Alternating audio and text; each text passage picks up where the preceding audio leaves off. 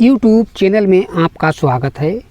आज इस वीडियो के माध्यम से हम हमारी हथेली के अंदर पाई जाने वाली रेखाओं के बारे में आपको जानकारी देंगे।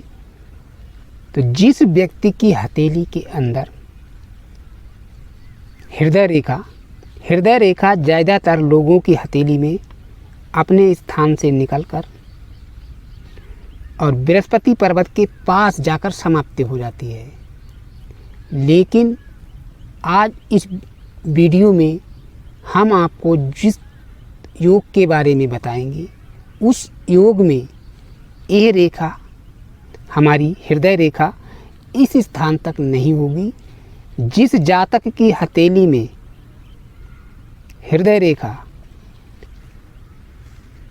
रेखा व्यक्ति की हथेली में इस स्थान से और इस स्थान तक पूर्ण रूप से पूरी हथेली में ये रेखा होती है, तो जिस जातक की हथेली में पूर्ण हथेली में ये रेखा होती है, तो अपने प्रभाव से ये किस योग के बारे में दर्शाती है।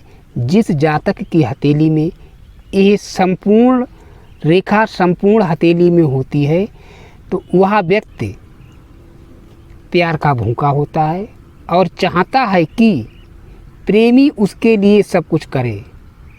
यदि किसी कारण उसे पूरा प्यार ना मिले तो जातक को बहुत अधिक से ज़्यादा मानसिक कष्ट होता है। इसके साथ ही अगर चंद्र पर्वत उठा हुआ हो तो जातक चंद्र पर्वत ए वाला स्थान ए रेखा हो और रेखा होने के साथ ए वाला स्थान उठा हुआ हो, तो इस प्रकार का जातक अपने जीवन में दूसरे के प्रेम को देखकर, जिसे कहते हैं कि जलना या ईर्ष्या करना, इस प्रकार के स्वभाव का जातक हुआ करता है। जिस जातक की हथेली में ये दो योग होते हैं। इसके बाद हम आपको इसके अतिरिक्त योग के बारे में बताएंगे।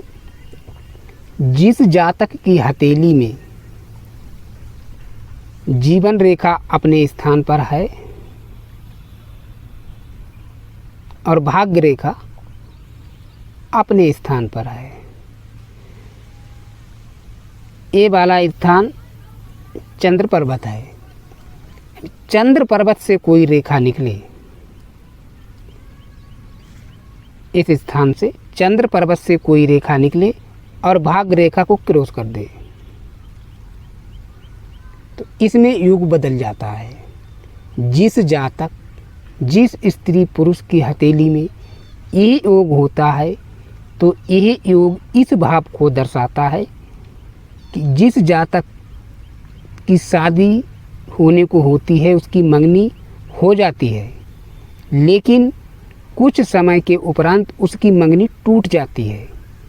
तो ये रेखा जिस व्यक्ति की हथेली में होती है, तो इसे मंगनी टूटने का योग मानते हैं। यदि किसी कारण से शादी हो भी जाए, तो पति पत्नी के बीच आए दिन लड़ाई झगड़ा होता रहता है। इसके अतिरिक्त यदि किसी जातक की हथेली में ये योग ना हो, इसके अतिरिक्त ये वाली रेखा ना हो, चंद्र पर्वत से ही कोई दूसरी रेखा निकले और इस स्थान तक आने के बाद भाग्य रेखा के साथ मिलकर चले, सीधी भी हो या तिरछी होकर हो सकती है, इस प्रकार से, तो इस बदली हुई रेखा के साथ योग बदल जाता है। जिस पुरुष की हथेली में ये योग बनता है, वह जातक के ऊपर पूरे जीवन जब तक ये रेखा रहेगी, तब तक उसकी पत्नी का अपने पति के ऊपर दबाव रहेगा। जैसे आपने देखा होगा कि कुछ लोग कहते हैं ये व्यक्ति, सामने वाला व्यक्ति जोरू का गुलाम है, वो अपनी पत्नी के कहने के अनुसार ही सारे कार्य करता है। ये रेखा होने से पति के ऊपर पत्नी का दबाव रहता है। यदि जिस जातक की शादी ना हुई हो, उसकी हथेली में ये रेखा होती है तो उस व्यक्ति के ऊपर उसके परिवार वालों का दबाव रहता है। वह व्यक्ति अपने परिवार वालों के मर्जी के बगैर कोई कार्य नहीं करेगा। इसके बाद हम आपको बताएंगे प्रेमी प्रेमिका की आपस में शादी ना हो पाना। कौन सी रेखा होने से आपको ज्ञात हो जाएगा कि जो लोग एक दूसरे से प्रेम करते हैं उनकी शादी हो पाएगी या नहीं हो पाएगी। तो हथेली में कौन सी रेखा किस स्थान पर होने से व्यक्ति को मालूम हो जाएगा कि प्रेमी और प्रेमिका की शादी आपस में नहीं हो पाएगी, उनकी शादी अतिरिक्त दूसरे से होगी। तो इसके लिए ये हमारा चंद्र पर्वत, और चंद्र पर्वत के ऊपर से कोई रेखा यहाँ से प्रारंभ हो और प्रारंभ होने के उपरांत सीधा चलकर भाग्य रेखा के पास तक जाए और रुक जाए। ये रेखा सीधी हो, इधर उधर मुड़ी हुई नहीं हो, क्योंकि मुड़ने से योग बदल जाएगा। हम आपको सीधी रेखा के बारे में बता रहे हैं। भाग्य रेखा से पहले ही जाकर रुक जाए, चंद्र पर्वत से प्रारंभ हो। तो यह रेखा जिस प्रेम करने वाले प्रेमी या प्रेमिका,